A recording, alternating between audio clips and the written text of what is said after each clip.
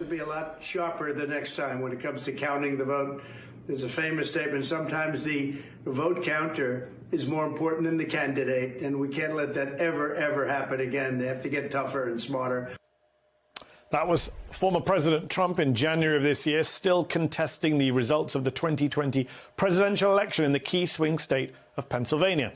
As for that famous, infamous, really, line that he was referring to, that, quote, sometimes the vote counter is more important than the candidate, the once and wannabe future president of the United States was quoting none other than Joseph Stalin, a brutal totalitarian dictator who, of course, ruled the Soviet Union during the post-World War II era through fear, force and absolute tyranny, which, why aren't we talking about this more, is not a good look for American democracy.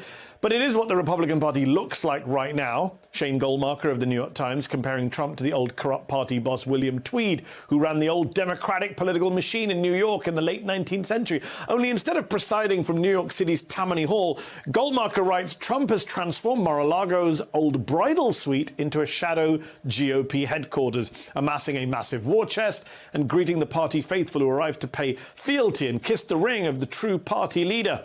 As the caption on this political cartoon of Boss Tweed from 1870 said, long before even Stalin did, quote, as long as I count the votes, what are you going to do about it?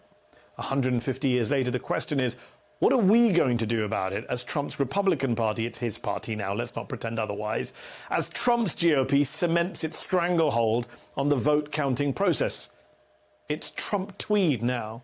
And to ignore that harsh reality will have us all waking up in a version of 1946 St. Petersburg. And no, I'm not talking about the one in Florida, before we know it. Our panel of Olivia Troy and Wajahat Ali are still with us. Olivia, just to put this in perspective, Shane Goldmacher in The Times reports that Donald Trump has raised more than $120 million, a war chest more than double that of the Republican National Committee itself. Federal records show that Trump's PAC raised more online than the RNC did on every day but two in the last 6 months of 2021, one of which was Christmas Eve. Boss Tweed and Tammany Hall ran New York politics for roughly a century, but Boss Tweed never had social media or the money that Trump can seem to rake in now. Yeah, and that just goes to show that he is still a stronghold. And look, the Republican politicians know this, and that is why you see them pander to him, and they go down to Mar-a-Lago and they meet with him, and one false move and they could be on the outs, and they're concerned about that. And so he's running this party like a mob boss, right? I mean, look, I lived the culture of fear firsthand. In the White House, that is kind of the mentality that there was. You had to watch your every move, and you could be on the outs, or you could, step out of line for telling the truth or just saying something very honestly in a policy meeting. And that is sort of how he's running the strings of the Republican Party. And it's ultimately, you can wake up one day and you can be on his good side, but let's not forget that Trump is Trump, and you quickly can end up on his bad side. But honestly, where is that money going? Is it actually going to a lot of the candidates? Because the grift is real. And so I think it's going to his pockets first and foremost, is what I would say. Shane Goldmacher in The Times points out that he doesn't give very much money to the candidates. He writes them the basic minimum check that he needs to, but really, and he doesn't share his contacts or donors with them directly. It's all very much about lining his own pockets, I suspect, and obviously 2024. Well, let me ask you this. Brendan Nyhan, the political scientist at Dartmouth, he often tweets, what would you say if you saw this in another country? Americans, famously, a lot of Americans don't travel abroad. They may not have visited Hungary or Russia or India under Modi or, so a lot of these countries, Turkey under Erdogan, a lot of countries in the Middle East.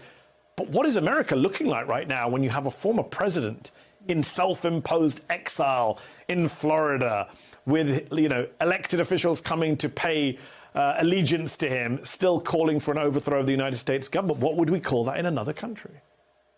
An authoritarian leader, a right-wing demagogue, a mob boss, a cult leader. I mean, all these analogies stick right now. And unfortunately, you're seeing other countries. My family's in Pakistan.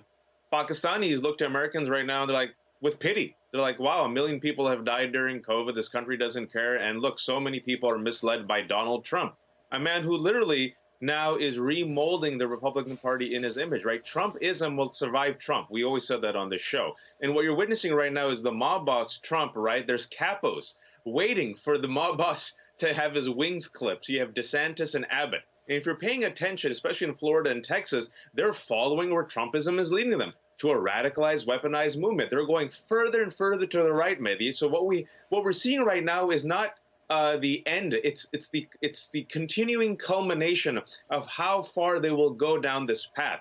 Democracy doesn't matter. Rule of law doesn't matter. Rights doesn't matter. If you think I'm exaggerating, look at January 6th, the violent insurrection, which they call an ordinary protest by, legitimate voters. Look at what they're doing with voting rights. Look what they're doing, Don't Say Gay. Look what they're doing with CRT to ban books. Look what they're doing for women's rights. They're taking this country back to 1953. And what Donald Trump represents for the base is pretty much like they said, they're Cyrus, their Persian pagan king, who God is nonetheless using to achieve their goals. Their goal is white Christian rule. It's white Christian nationalism.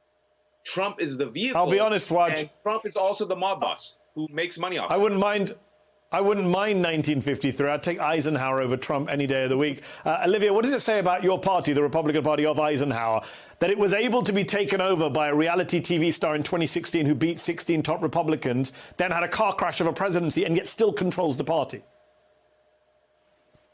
Well, I think it's completely pathetic. And also, but this points to the fact that this has been enabled by a lot of leaders in the Republican Party who chose not to push back, who allowed this to happen, who still continue to allow it to happen today.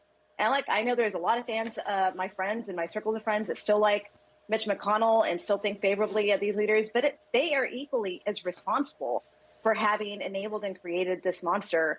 And they continue, and you see them flip-flop when it's convenient. And as long as this continues to happen, I don't see a way out of it. Donald Trump, he expresses accolades on someone like Putin because he sees him as a mob boss with a presidential seal on him. Yes. And that is what Trump aspires to be. So that is what we need to remember as Americans. I always remember how he said that he loved how Kim Jong-un's people stand for attention for him. I wish my people would too, he once said. Only half jokingly, of course, Donald Trump. We will have to leave it there. Olivia Troy, Wajahat Ali, thank you as ever.